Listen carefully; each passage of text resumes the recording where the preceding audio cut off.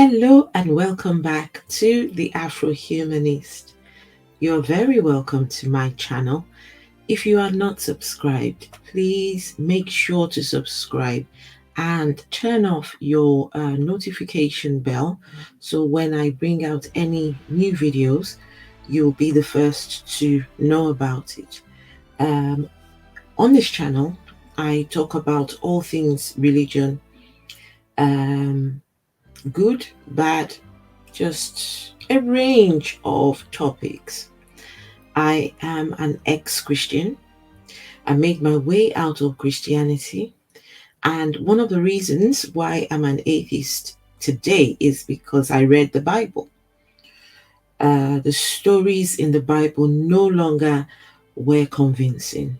It just started to fall apart for me and didn't make any sense. And so I've decided to do this video to just explain and let people know the reasons why the stories in the Bible just aren't convincing, and how I reasoned my way out of Christianity. So first things first, let us look at the story of Genesis, the story of creation.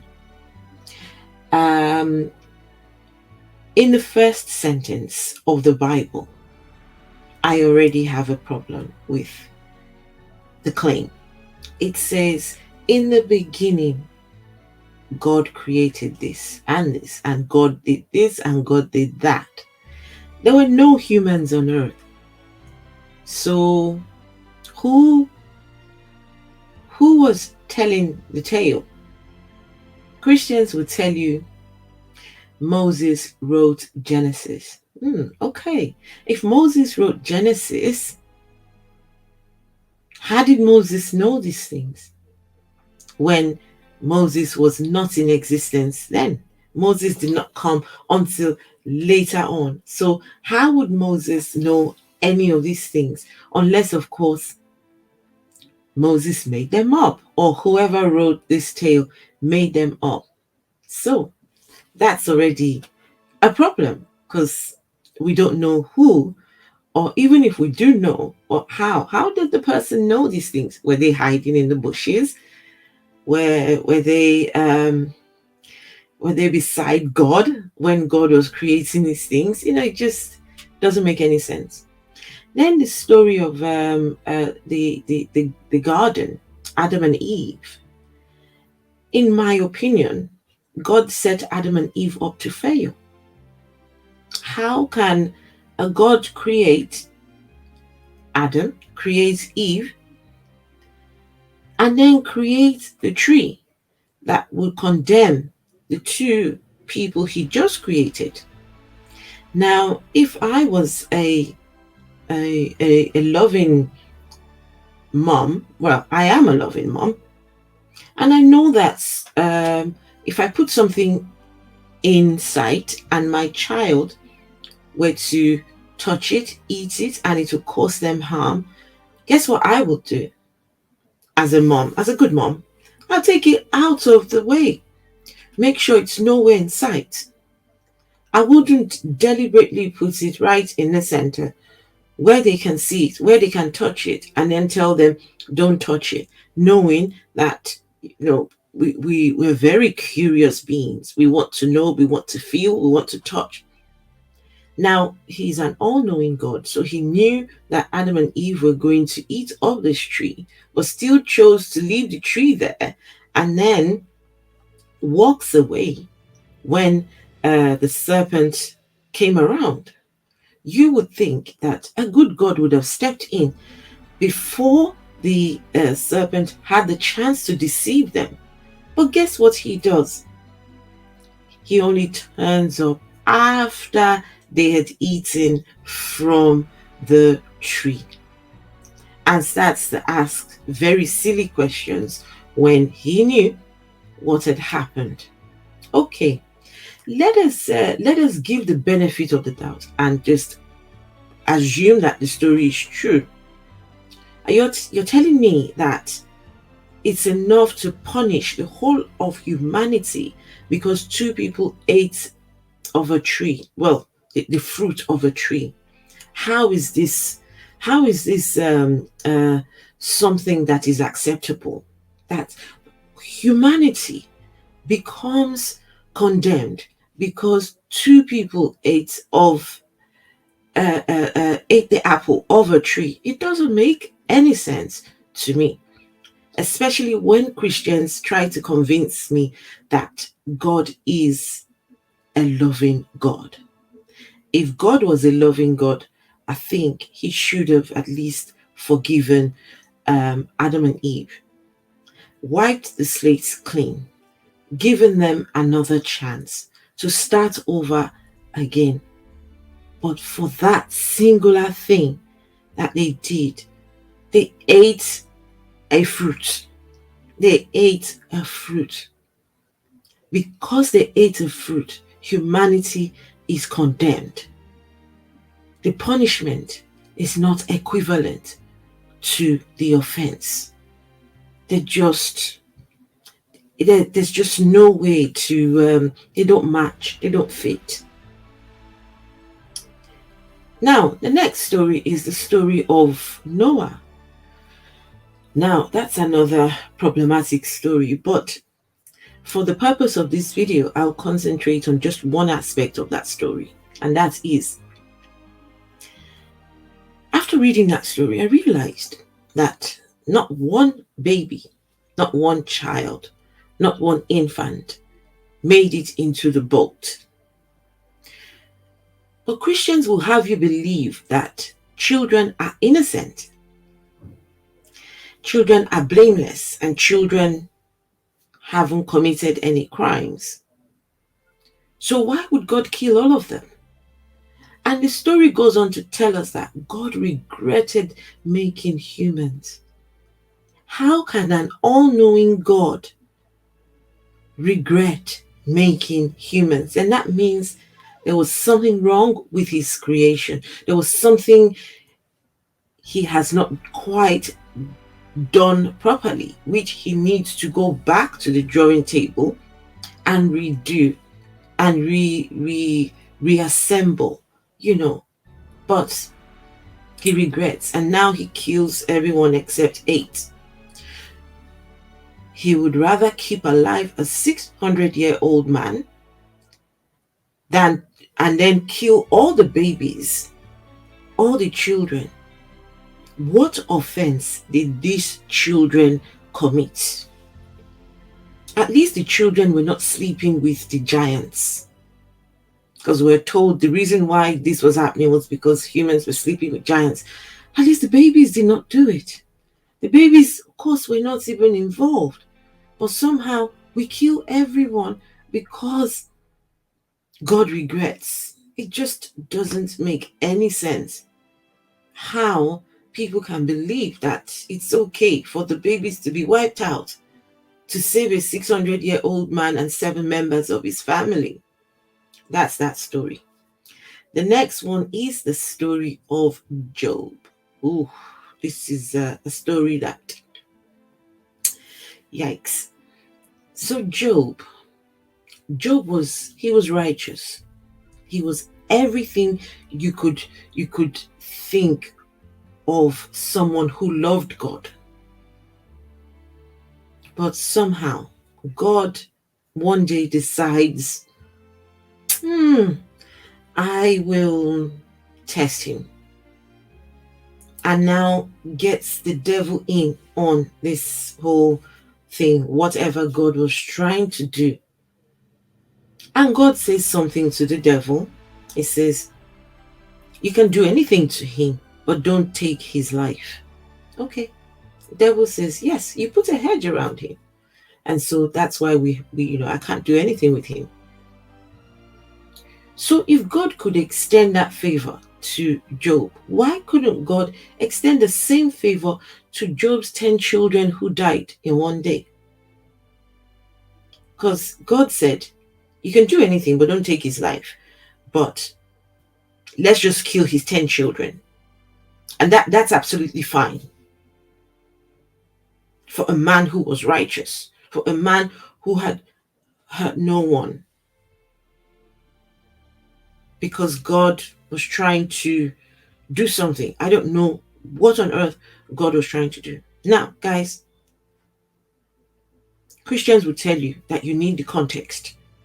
They'll tell you need exegesis. They try to tell you about philosophy to understand these books.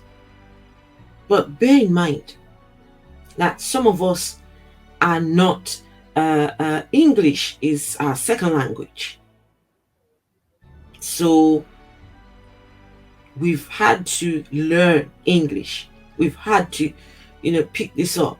Some of us need the basic. It's got to be as basic as possible. There's some people who are illiterates. Your God should know that these people also need this information. How can you tell an illiterate to go and learn, to go and find the exegesis, or to find the theology behind these stories, or you understand what I'm trying to say? Now, another story is Sodom and Gomorrah.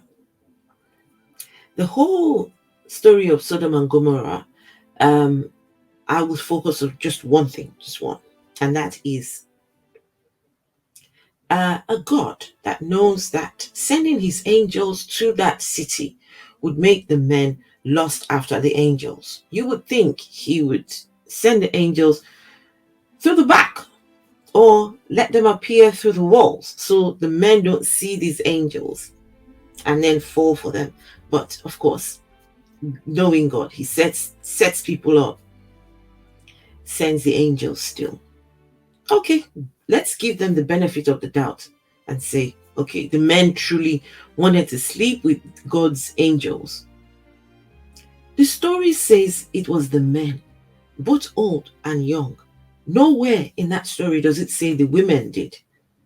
Nowhere in that story does it say the babies did. But guess what?